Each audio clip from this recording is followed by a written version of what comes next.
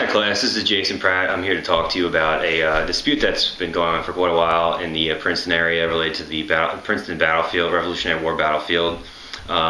Just a quick historical background for those of you who are not familiar. I'm sure you're all aware of Washington's Crossing, which happened on December 25th in 1776, where George Washington took the Continental Army across the Delaware River and surprise attacked Hessian British hired hands and defeated him at the Battle of Princeton, which was a huge victory for the Continental Army. Well, a couple days later, or several days later, on January 3rd, Washington swooped his army around the main British force and attacked a portion of it at Princeton, and again scored a huge victory for the Continentals. And it was really the first victory the Continentals had over British regulars in the Revolution, and in a lot of ways changed the landscape of the Revolutionary War, giving them confidence that they could indeed win, and maybe international interests some confidence that the Americans could perhaps win.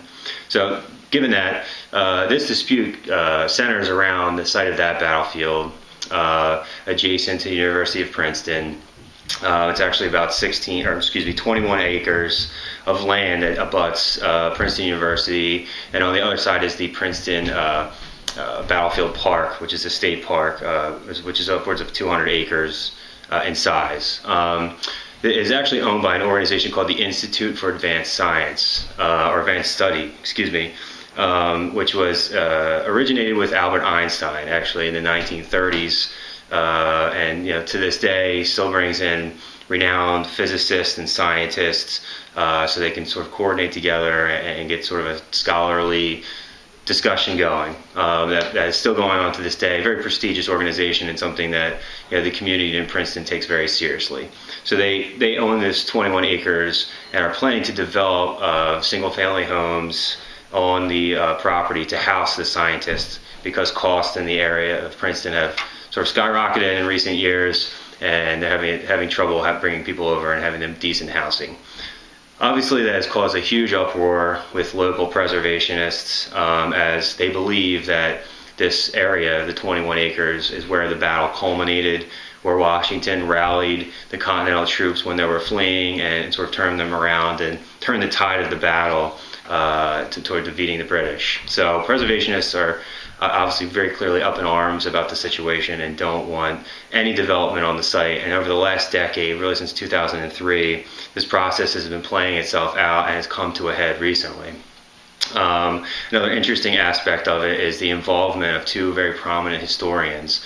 One is James McPherson, who is a leading Civil War writer, has won various awards, including a Pulitzer Prize, and David Hackett Fisher, who wrote a pretty seminal Revolutionary War book called Washington's Crossing, believe it or not, who also won a Pulitzer Prize for his book in 2004.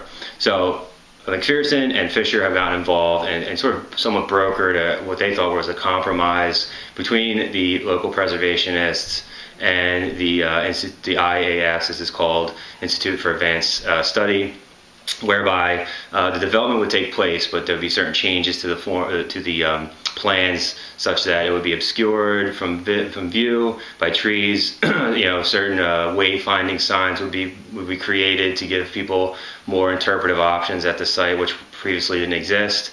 I believe to take out some of the foliage and the plant life that wasn't there previous to or during the Revolutionary period, to make it more authentic.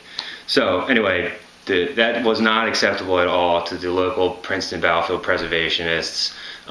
They're still adamant that there should be no development on the site. And recently it came to a head as the Princeton Planning Board was to decide on the issue, and actually unanimously decided 10-0, the board, to go forward with the development plan that was agreed upon by IAS, Princeton University, and these prominent historians. So another interesting aspect of this is the NPS involvement in the situation, which hasn't been very steady or large, but they did sort of chime in a few times. First, they put this site, the Princeton battlefield, on their most endangered Revolutionary War site list in 2008, which obviously gave the local preservationists a little more ammo in their fight. And also, the preservationists locally did a study through John Milner and Associates, a mapping study, and their conclusion was it was very likely that the culmination of this battle, the rallying of Washington rallying the troops, took place directly where they're planning the development. So that sort of, again, changed the whole notion of this, and the NPS affirmed that study. So again, giving the preservationists locally more ammo.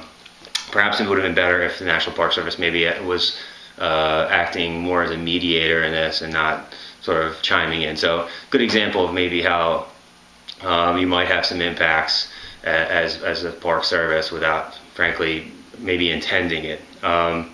So this is still very much up in the air. Currently, excuse me, that was my timer. Currently, the local preservation organization in Princeton is planning a formal legal challenge, and they are going to actually they're looking to the fact that there are wetlands on the site that are both state and federally protected, and going to use that as a basis to challenge the development in the area. And secondly, I think they're challenging the fact that there was an agreement in 1993, allegedly by this Institute for Advanced Study, that they would not develop the site through some exchange with the Bureau of Princeton. So anyway, this is ongoing, and it's not fully resolved. And it looks like they do have a decent legal challenge that may hold up the development plans, despite the decision of the local Princeton Planning Board. So I guess the real question is, as a result of all this, what does this really tell us about integrated resource management? The way I looked at it was, I thought it was a really good case study of how various different kind of interests can come together in a situation, and how you have to come together with a plan that respects all those interests in a sustainable fashion.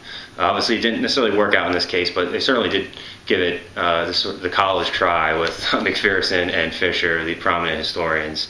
So anyway, I think it's a good example of the challenge you might even deal with, even within the field of history. There might be various different cultural interests in a site, as well as economic interests. And I also think that it shows us, there were two different studies done in this related to whether Washington actually, the site is where Washington rallied the troops and changed the tide of the battle. And two separate organizations, John Milner and Associates, who was the preservationists' client, did a study and found that that was the site of it. Another one, who was hired by IAS, decided that it wasn't the site. So I guess what it told me was, when we're doing these, we're contracting for professional services, we would really probably be quite skeptical of the conclusions maybe that that these firms are making, because we're the client and they're trying to serve our interests. So something to keep in mind. So that's about it. I hope you have a good weekend, and thanks for listening.